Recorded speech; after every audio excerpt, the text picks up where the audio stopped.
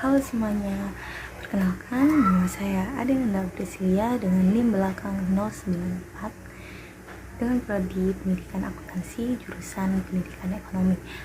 Pada video kali ini saya akan membahas tentang akuntansi perusahaan dagang, seperti pengertian dari perusahaan dagang itu tersendiri, ciri-ciri dari perusahaan dagang, akun-akun dari perusahaan dagang, akun-akun khususnya, dan jenis-jenis potongan yang diberikan oleh perusahaan dagang tersebut. Mari kita lanjut ke pembahasan yang pertama. Pengertian dari perusahaan dagang itu tersendiri adalah perusahaan yang kegiatan usahanya membeli barang dengan tujuan dijual kembali tanpa merubah bentuk asli dari produk tersebut. Untuk contohnya yaitu seperti supermarket, toko sembako, agen, dan lain sebagainya.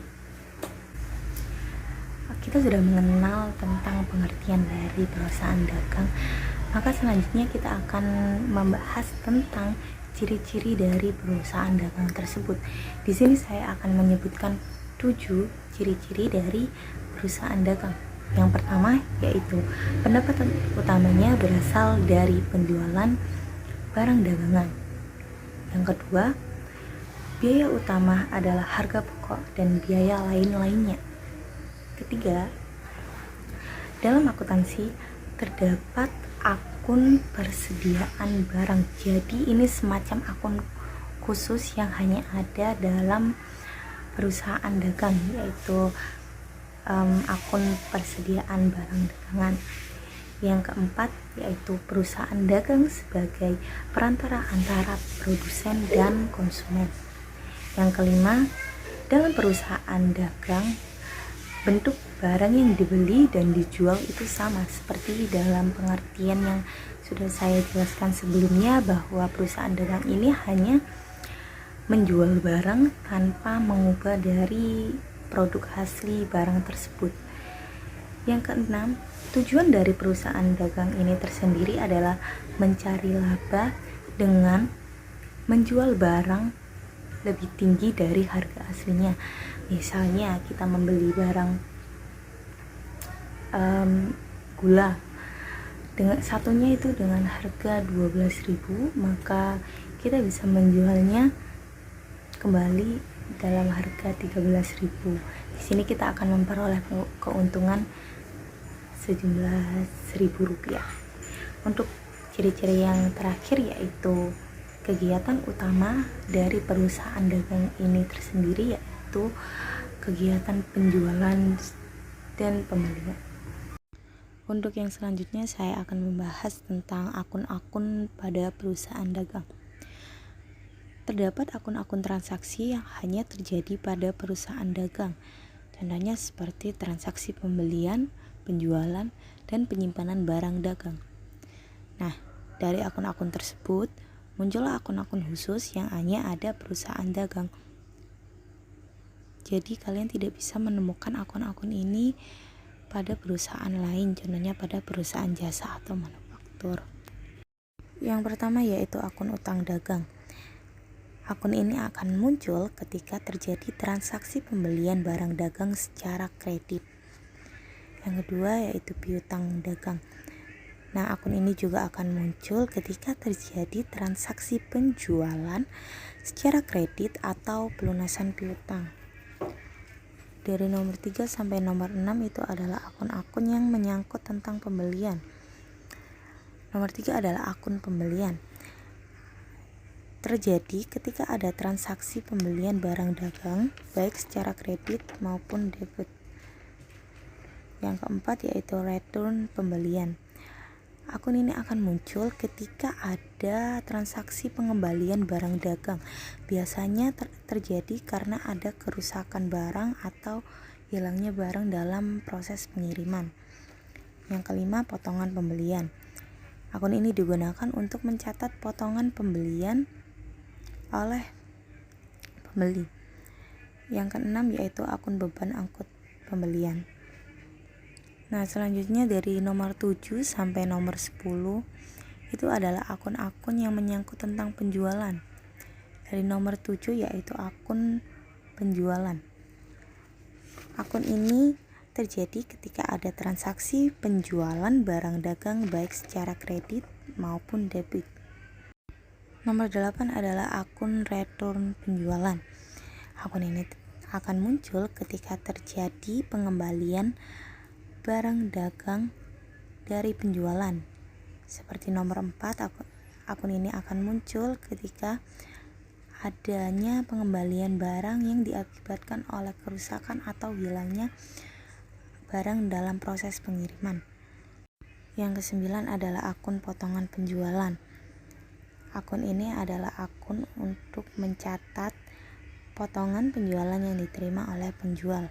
Yang ke-10 yaitu akun beban angkut penjualan. Nomor 11 yaitu akun beban pemasaran. Akun ini digunakan biasanya untuk kegiatan yang berhubungan dengan penjualan atau distribusi. Nah, yang terakhir yaitu akun beban administrasi dan umum. Akun ini digunakan untuk beban administrasi kantor seperti beban operasional dan sebagainya. Nah, bukan berarti akun perusahaan dagang itu hanya ini ya teman-teman. Sama seperti perusahaan jasa, namun akun-akun yang saya sebutkan tadi adalah akun-akun tambahan yang biasanya muncul pada perusahaan dagang, dan akun-akun tersebut adalah akun-akun khusus yang hanya ada pada perusahaan dagang. Selanjutnya adalah syarat penyerahan barang. Pada perusahaan dagang, jika penjualan atau pembelian dilakukan dengan jumlah yang besar, maka akan muncul syarat penyerahan barang. Nah, syarat ini akan menentukan pihak mana yang akan menanggung beban pengiriman barang dari gudang penjual ke pembeli. Syarat penyerahan barangnya yaitu antara lain yang pertama, franko gudang pembeli. Barang yang diperjualbelikan akan menjadi hak milik pembeli pada saat barang tersebut sampai di gudang pembeli, sehingga segala bentuk resiko yang timbul selama perjalanan menjadi tanggung jawab penjual, termasuk ongkos angkut barang. Syarat yang kedua yaitu franko gudang penjual. Pada syarat ini, barang yang diperjualbelikan akan menjadi hak milik pembeli pada saat barang sudah keluar dari gudang penjualan, sehingga segala bentuk resiko yang timbul selama dalam perjalanan akan menjadi tanggung jawab pembeli, termasuk ongkos angkut barang. Yang ketiga yaitu Free on Board Shipping Point atau FOB Shipping Point. Nah, ini itu berlaku untuk pengiriman barang yang menggunakan kapal laut, dan barang yang diperjualbelikan akan menjadi hak milik pembeli pada saat barang sudah sampai di atas kapal di pelabuhan penjual, sehingga segala bentuk resiko yang timbul dalam perjalanan sampai gudang pembeli menjadi tanggung jawab pembeli. Yang keempat yaitu Free on Board Destination Point. Nah, ini berlaku untuk pengiriman barang yang menggunakan kapal laut. Jadi, barang yang diperjualbelikan akan menjadi hak milik pembeli pada saat barang sudah sampai di atas kapal di pelabuhan pembeli, sehingga segala bentuk resiko yang timbul dalam perjalanan dari gudang penjual sampai pelabuhan pembeli menjadi tanggung jawab penjual. Syarat yang terakhir adalah cost insurance and freight. Dalam perjanjian jual beli disepakati bahwa penjual menanggung semua biaya angkut serta premi asuransi selama barang dalam perjalanan. Terkadang syarat ini itu dilengkapi dengan biaya komisi oleh penjualan, sehingga ditulis Civic Cost Insurance and Freight Inclusive Commission. Selanjutnya, mari kita pahami beberapa jenis potongan harga agar kita tidak salah dalam transaksi di perusahaan dagang. Yang pertama yaitu diskon. Diskon diperoleh karena harga barang yang dibeli dibayar seketika pada penyerahan barang atau tunai. Yang kedua yaitu potongan tunai atau kontan. Potongan harga yang diperoleh karena melunasi harga barang sebelum jatuh tempo. Misalnya saya membeli barang seharga 1 juta tapi saya tidak membayar alias hutang. Nah, oleh penjual diberi waktu, jika bisa melunasi sebelum waktunya akan mendapatkan potongan. Dan pembelian barang dagangnya itu secara kredit. Untuk yang ketiga adalah rabat.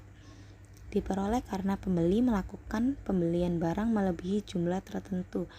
Contohnya ketika kita membeli satu beras harga 8.000, tapi kalau kita membeli 5 beras itu harganya 7.000 per barang. Jadi ada perbedaan harga antara membeli satu barang dengan jumlah barang tertentu.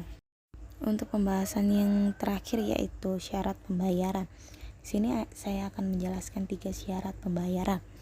Yang pertama yaitu 2/10 dan N/30. Ini maksudnya pembeli akan mendapatkan potongan 2% dari harga faktur apabila membayar dalam jangka waktu yang tidak melebihi 10 hari setelah tanggal faktur. Batas waktu pembayarannya adalah 30 hari setelah tanggal faktur. Nah, misalnya 2 diganti 3, maka potongannya menjadi 3%. Jadi angka 2 itu menunjukkan persentase potongannya. Begitu pula angka 10. Angka 10 itu mewakili hari untuk pelunasan piutangnya. Jadi jika tanggal harinya diganti 20, maka batas pembayarannya sampai tanggal 20. Yang kedua yaitu N/10, end of month. Berarti faktur harus dilunasi paling lambat 10 hari setelah akhir bulan tanpa mendapatkan potongan. Dan yang ketiga adalah potongan 2/30, N/30 dan receipt of cut. Artinya pembeli ini akan mendapatkan potongan sebesar 2% jika dihitung dari harga faktur. Hal ini berlaku apabila membayar tidak melebihi 10 hari dari tanggal diterimanya barang, dengan batas waktu pembayaran dihitung 30 hari dari tanggal penerimaan barang. Itu dia adalah pemaparan yang dapat saya sampaikan terkait materi tentang akuntansi perusahaan dagang berdasarkan dari pengertian, ciri-ciri, dan akun-akun khusus yang hanya ada pada perusahaan dagang, diskon-diskon yang ada pada perusahaan dagang, serta jenis pengiriman pada perusahaan dagang. Saya harap video saya dapat membantu kalian semua dalam memahami materi tentang akuntansi perusahaan dagang. Sekian dari saya, terima kasih.